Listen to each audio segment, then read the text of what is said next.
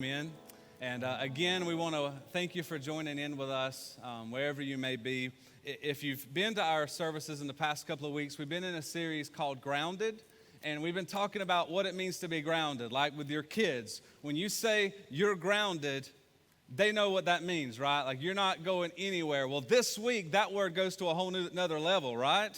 Like you're grounded, you're quarantined, you can't go anywhere for 14 days or whatever it may be. Hey, for the kids, they're out of school now for the next couple of weeks here locally, and I know in some states and other places it's even more than that. And so a lot of chaos going on around this virus that has been spreading, and people have questions and concerns, and I think people are on both ends. And some are like, oh, this is not a big deal, and then there's others that are like, oh, this is the end of the world, right? And you're like, well, where do we fit in all of that? You've got both ends of the spectrum here. Like, where do I land with all the craziness with the media and everything else that I'm hearing and that I'm seeing? You know, where do I land? Where do I fall at? And so if you've joined in with us this morning, we're going to talk about this morning for a few moments what it means to be grounded and to understand our fear, right? How do we handle our emotions? How do we handle our worry? How do we handle our concerns? How do we handle the fear that we have? Because to be honest, we all have fear at some point in our life. We all have concerns at some point in our life. We have worry. Most of us battle that at some point, right?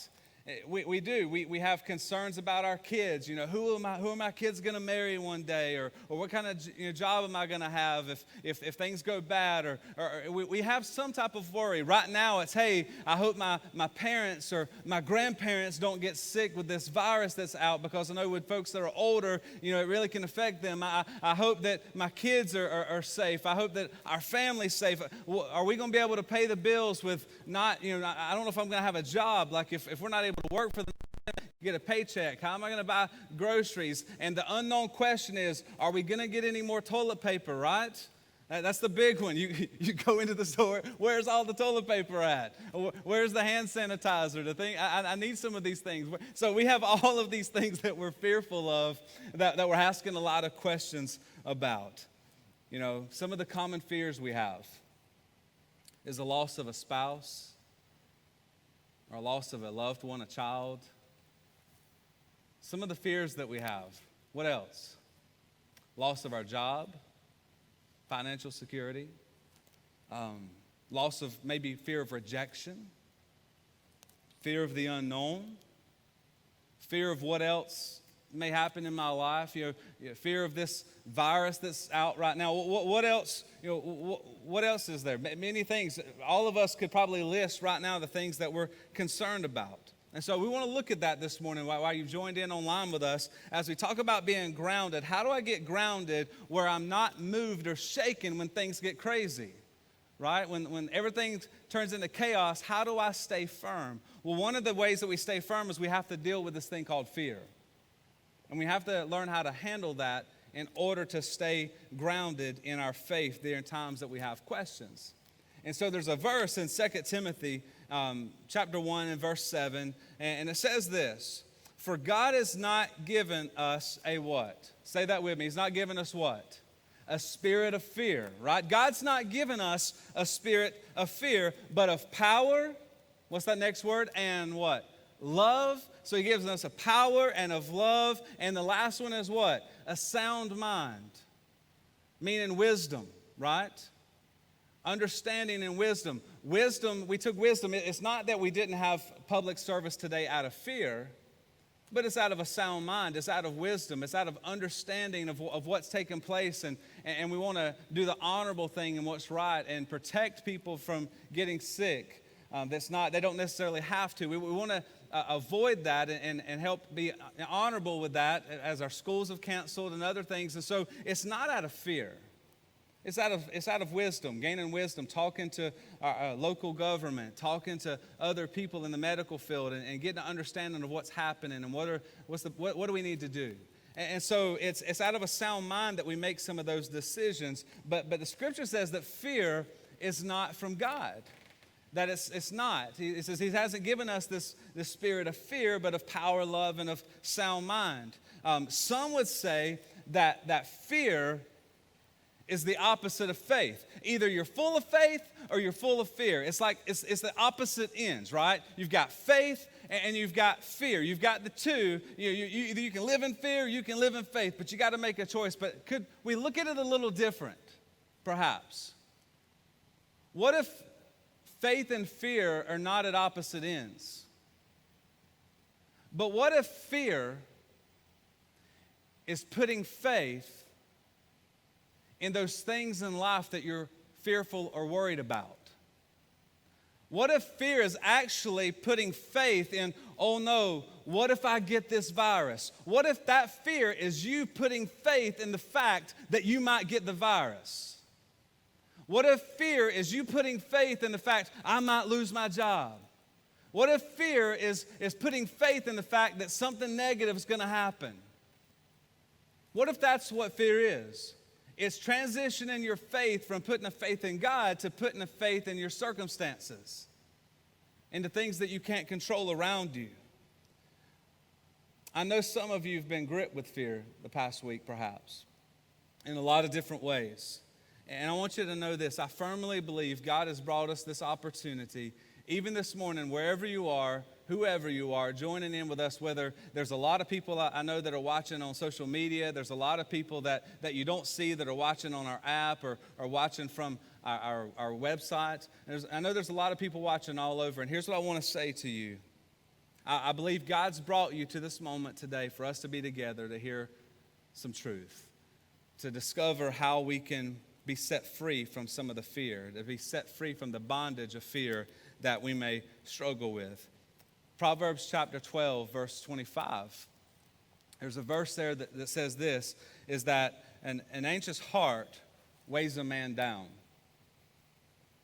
In other words, if you live in fear, you're heavy laden, your heart's weighed down, your life is weighed down in fear and in worry. And if you live in a life of worry, I can promise you that you're living a miserable life.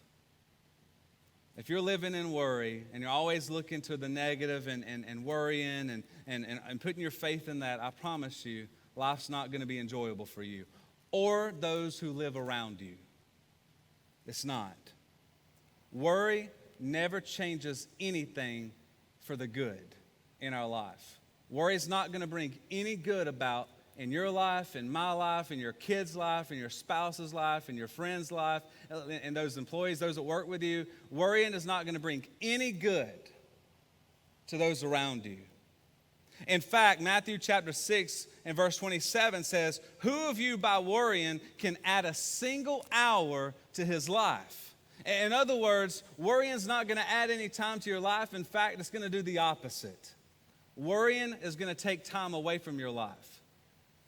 It's going to deteriorate your life. It's socially, spiritually, physically, it can weigh in on your body when you live a life of stress and worry and fear. It takes away from the value of the life that we live. And so therefore, we can't live a life of fear or worrying because it doesn't help. All it does is it actually hurts us because God's not given us a spirit of fear, but of power, of love, and a sound mind, right? To give us wisdom. And if God's going to empower us to overcome fear, if God's the one who's going to empower us to be able to embrace this and to be able to walk through it, let's start by defining what it is.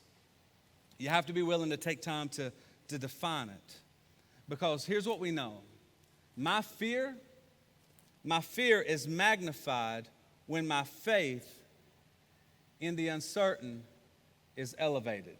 Now, I want to leave that up on the screen for a minute, and I want to explain that. My fear is developed or magnified. It's strengthened. It's developed when my faith in the uncertain is elevated. Now, some of you are going, now, wait a minute.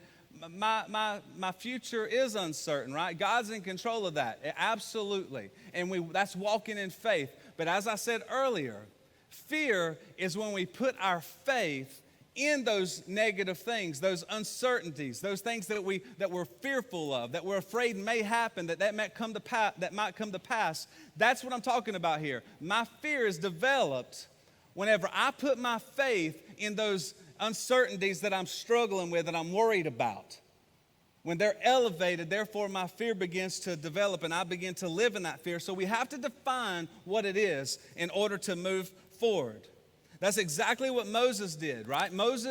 God called Moses to go speak to the people, and Moses is like, no, God, are you sure you want me to go do this? And God's like, yeah, Moses, I'm calling you to go and speak to the people. I'm telling you to go on my behalf. You go tell them what I've said. Look at Moses' response on the screen. Moses answered, what if they do not believe me? Or listen to me and say, the Lord did not appear to you? What is he concerned with?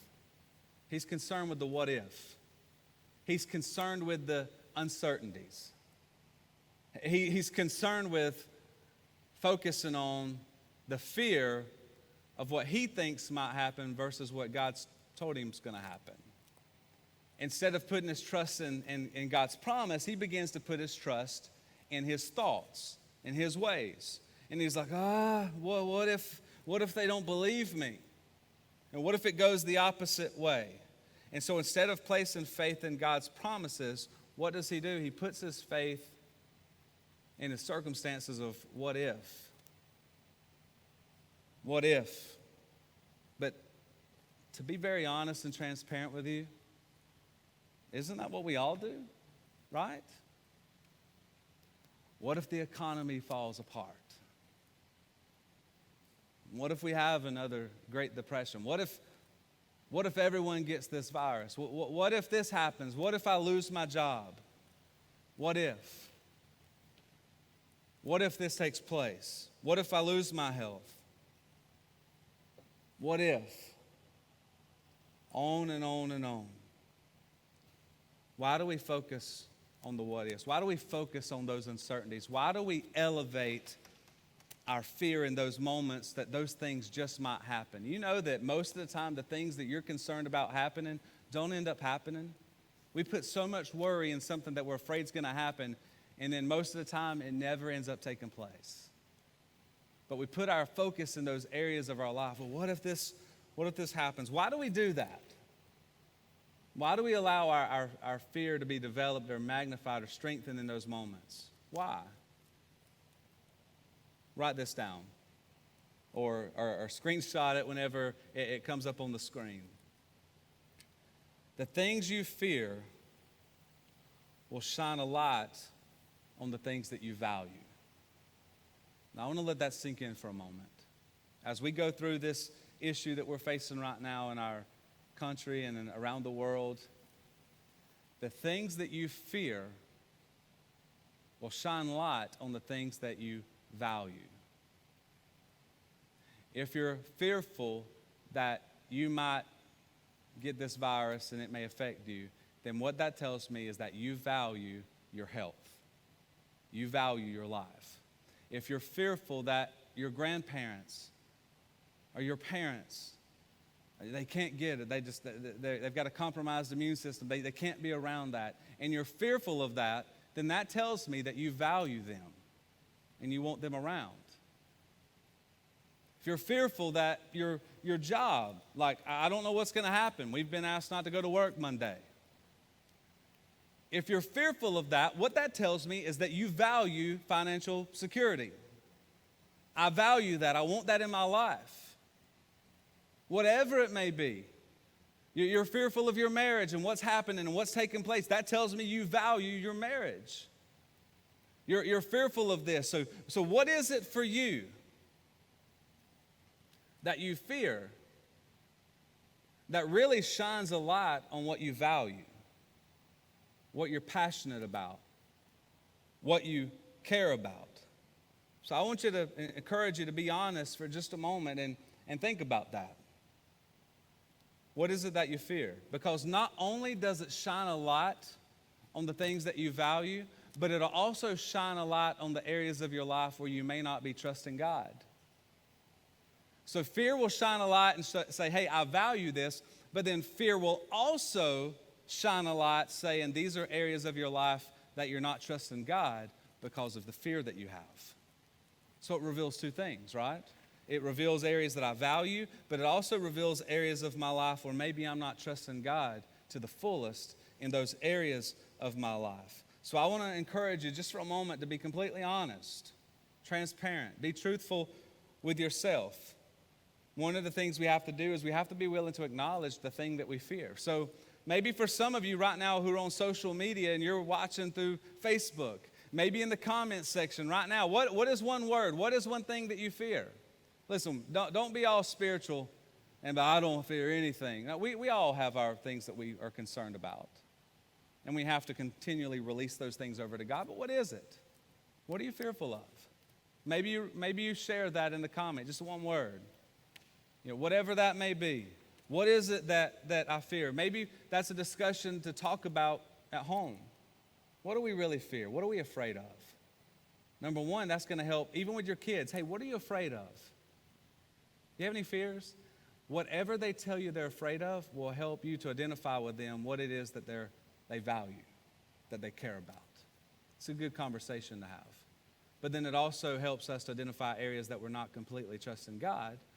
And we need to learn how to release that because the fear is there. And so we have to be willing to give it a name. So I've asked you to write it down or type it in on social media or write it down for yourself if you don't want to type it in. Write it down for yourself or identify with your kids. Write down what it is. You say, well, why do I need to write it down? Why do I need to look at it? Because listen, you cannot defeat what you can't define. If you've not taken time to define what it is, then there's no way that you can defeat it and address it in your life. If you don't help your kids to define what it is they're concerned with, then you can't help them defeat it, right?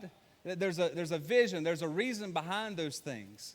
And so we have to define what it is in order to be able to defeat it, to hand it over to God and say, God's in control of this. But before I can do that, I have to name it. I have to acknowledge, I have to realize that it's there and be willing to confess it, and be truthful and honest and say, hey, I'm nervous that this might happen, God. I'm worried, I'm concerned that this might happen, Lord. These are things that I'm concerned about, and be willing to confess that in our prayers to God. God, this is what I'm concerned with in my life right now. This is what I'm concerned with my parents. This is what I'm concerned with my kids and my job. Lord, these are the things I'm struggling with. Define them so God can help you defeat them, so you can hand those things over to Him. But first, you got to be willing to confess it. What is it that you struggle with? Be willing to write it down. And not just close your eyes and pretend it's not happening. This isn't happening. It's not real. You got to be willing to open your eyes and say, call it what it is. I struggle with this. And God, I need to define it so I can defeat it. I can hand it over to you. It's exactly what happened before David became king in the Old Testament, right? David was going to be the next king. And along the way, what we know is Saul was jealous of all the attention that David was getting. And so what did he want to do? He wanted to kill him. He wanted to annihilate the threat of him becoming king. And so David was concerned that he was going to try to take him out. And so you read through the story of David and you find where he's here and he's there and he's like, he's going to try to take me out. And through that story and through that process, David was terrified. There were moments you read and you can read his emotions of what he was going through. He was afraid. But what did he do with his fear? He chose to put his faith in God. And here's what he says in Psalms 56, verses 2 and 4. In God, whose word I praise, and in God I trust and am not afraid. Watch this. What can mere mortals do to me? You see what he did? He moves from an earthly perspective to an eternal perspective. He moves from an earthly perspective and says, hey, but what can mortals do to me? Can Saul take me out? He possibly could. But what can he do to me? Because from an eternity perspective, he can't take that away from me. And we have to be reminded that all of us here on planet Earth, there's a limited amount of time that God gives us on this earth.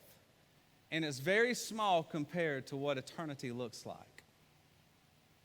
And we have to be reminded from an earthly perspective versus an eternal perspective that God is still on His throne and He's still in control, even when you and I don't understand. and we're going, how do I control this? How do I handle this? And we don't know what to do. God is still in control. And he's in heaven, and we have a hope and a future in heaven that goes beyond what happens here on planet Earth. And we need to be reminded of that. And you say, well, what when I just can't control it? What do I do? When my wife and I, many years ago, we got married, and I was leading worship and serving in student ministry, and we traveled and did some camps and some other things. And many of our church family know some of these stories that I share from time to time, but we eventually found out after being married for a while, we found out that we took a pregnancy test, and it said that Brittany was pregnant, and we got excited. And what do you do on the first one? Like, we really couldn't hold it. We were telling everyone, like, pretty quick, right? Like, she's pregnant, the test says she's pregnant, and we were excited. And man, it was just an exciting moment in our life. I'll never forget, she went to the doctor, and the first visit, they told us the numbers didn't look good. And we went back, and they were like, hey, the numbers went down again. The numbers went down again, and then we realized the numbers went all the way down, and she wasn't pregnant. And I remember that moment. That's one of those moments you're like, okay, well, God, you're in control of this, and I don't understand it. I mean, all these, we were telling people, and now she's not. And shortly after that, we were surprised, and she got pregnant again. Took the test, and what happens this time? We take the test, what do? I ain't telling anybody. Right, we want to go to the doctor and make sure everything's fine. So we go to the doctor, everything seems fine, numbers are good, and we go through the process and we start telling people. Well, about halfway through the pregnancy, I'll never forget, we go to the doctor, and he says, we need to talk. And so he takes us in his office and sits us down. And he shows us this picture. And I was looking for it this weekend. I wanted to show you this picture because we have it. He says, you need to understand what this means. You have an embryonic band in your womb. And basically it's this band that stretches across in Brittany's womb. And said, if your son's hand gets caught in it, his head could get caught in it, it could, a lot of people lose limbs as a result of an embryonic because your arm gets wrapped in, it cuts the circulation off, and they'll lose arms or they'll lose legs. And many times the child doesn't survive. And we just need to make you aware and showed us pictures of it. We have pictures of it there in the womb. And so we leave and we have to go to a specialist in Macon. And I'll never forget, for those couple of weeks while we were waiting to go see the specialist, we cried. Emotional, just, questioning, God, well, please, what is there anything we can do? And I'll never forget Brittany looking at me and crying and saying, the safest place for my child should be in my womb. And yet, even there, I can't protect him from what's in there. Even in there, I can't protect him from what may harm him. And we were just broken. And we prayed, we laid hands on her, man, we prayed, we had everyone else praying, and we continued to pray. And I'll never forget, we went to a specialist, and we went to the specialist in Macon, and when we got up there, our hearts were pounding, and we're just concerned, has anything happened between the last time we went and now? And when we went in, the doctor was like, something's not right. And he kept moving around, and we're thinking, what does that mean? Something's not right. What is going on? What does that mean? And he come back and he said, I can't explain this, but the embryonic band's gone. He said, I can't explain it. I don't know if it broke or what. I'm looking around for I can't see the piece. I don't know what happened. He said, but it's not there. You can go home and we'll monitor it, but you don't have to come back and see me. And we got in the car, and man, we were emotional, and we went back and we were like, Lord, is this really real? And then we went back and continued through the process, and they kept saying, it's not there anymore, it's gone. And I share that story with you to tell you that in that moment, the what ifs, the fears, the uncertainties of what if my son loses a limb? What if he doesn't make it out of her womb? What if all of these things, these uncertainties, these fear, and in those moments we have to say, God, there's nothing that I can do to help protect her. my wife and our son. And Brittany's going, God, there's nothing I can do to protect him. He's protected here, but I can't protect in the womb of what's there. God, there's nothing. What do? We have to be willing to trust and say, God, I trust you in that moment. We acknowledge, we confess our fears to God and then say, God, I'm afraid, I'm fearful in this, but I'm giving it to you. And we seek God, right, until he takes it away. Listen, you hand it over to God and don't take it back. You release it to him and you allow him to take control of it because he's in control. And that's exactly what David wrote to feel the power of his faith in this. In Psalms 34, verse 4, look at this with me. The man who had truly had a lot of fear on earth. I sought the Lord, in Psalms 34, I sought the Lord and he answered me. He delivered me from all of my what? Say that with me. He delivered me from all of my fears. How did he get delivered? He confessed it. He surrendered it. He presented it to God. It's not to hide and say, I'm good. I don't have it. No, you have some. But it's what you do with it. And he was willing to confess it, surrender it, and he was delivered. That's what happened with Brittany and I. We confessed it. Lord, there's nothing we can do. Whatever happens, we're going to have to know that you're in control. And he delivers us from those fears. He delivers us and he sets us free because God's not given us a spirit of fear, but of power, of love, and a sound mind that we have, that we can walk in that. It's possible for eternal God to empower you, to help you overcome your temporary fear that you have. It's possible. He's able. Perhaps that's why you're here right now listening to this message, as God knows where you are, and he's telling you, you need to confess it and surrender it because he's in control. To be willing to acknowledge it and surrender it over to him, knowing that he will take care of the rest. Allow it to shine light on those things you value. That's good. You need to know what you value. But then allow it to be surrendered so you don't walk around trusting in your own self, but you begin to trust in God, knowing that he is in control completely. Seek him, grow close to him, speak to him, surrender it, and allow him to have it. As I said in the beginning, listen to me. God's not in heaven going, oh no, what do I do with Benji Rowalnd? What am I going to do with Brittany and the kids? What am I going to do in Tifton, Georgia? What am I going to do in Georgia? What am I going to do with the U.S.? What am I going to do in the world right now? This is chaos. I don't know how this happened. It's out of control. God's not in heaven surprised by the things that you and I are facing. He's not. He's in complete control. And I want you to listen to the next couple of things I want to say. I was sharing with our volunteers that are here helping us with cameras and media and our worship team this morning. You will always find whatever it is that you look for.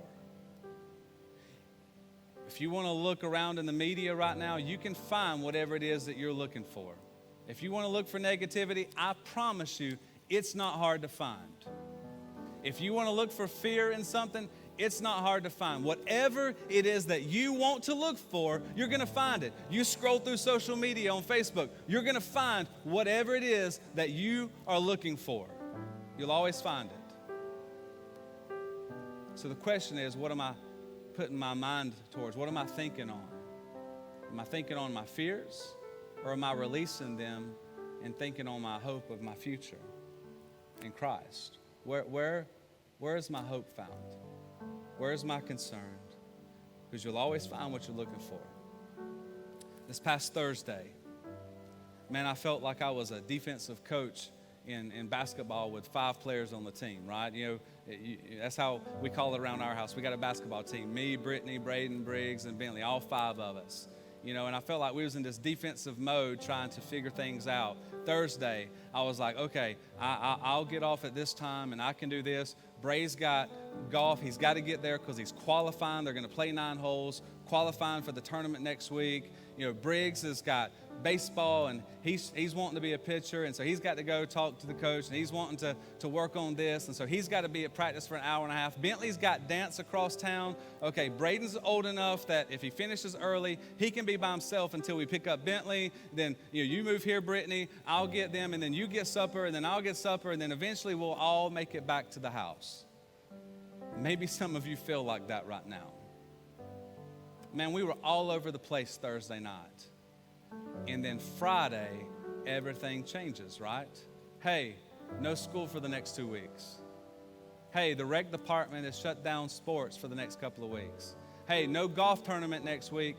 We're all shut down for the next couple of weeks while the school is shut down. Hey, with dance, with all these things, hey, there's some things that got to change. And next thing you know, we find ourselves from being super busy, all over the place, to going, what do I do now? And can I tell you, yesterday, even though with all the chaos going on, and I know what's coming up this coming week, and we've got to watch, we're going to be watching to see what happens, and I get all of that. But can I tell you, yesterday, man, I took a nap. I chilled out. I grilled. My kids were like, Dad, you haven't done this in a long time. And I was like, I know. It's been dark when we get home. The time's finally changed, and we slowed down, and I actually grilled a meal outside, and we played and hung out, and we went inside and watched Young Dylan together that they were wanting to see if they could be seen on it. And we did all of those things, and we just hung out as a family. Why are you sharing all that with me? Here's why. You're always going to find what you're looking for. You will. Could it be during this season that we're in right now with everything going on, that scripture that says, hey, be still and just know that I'm God? Could it be, instead of looking for all the negative that's taking place, and say, you know what, for me to do something, it's a great opportunity for me to spend time with my kids. It's a great opportunity for me to develop some relationships with my spouse and build on that and share some time together off of social media, to share some time together outside when the weather's nice. Could it be that we take this time to look for the things that God can do in our life instead of looking around what we think is going to happen? Could it be that we trust God with that?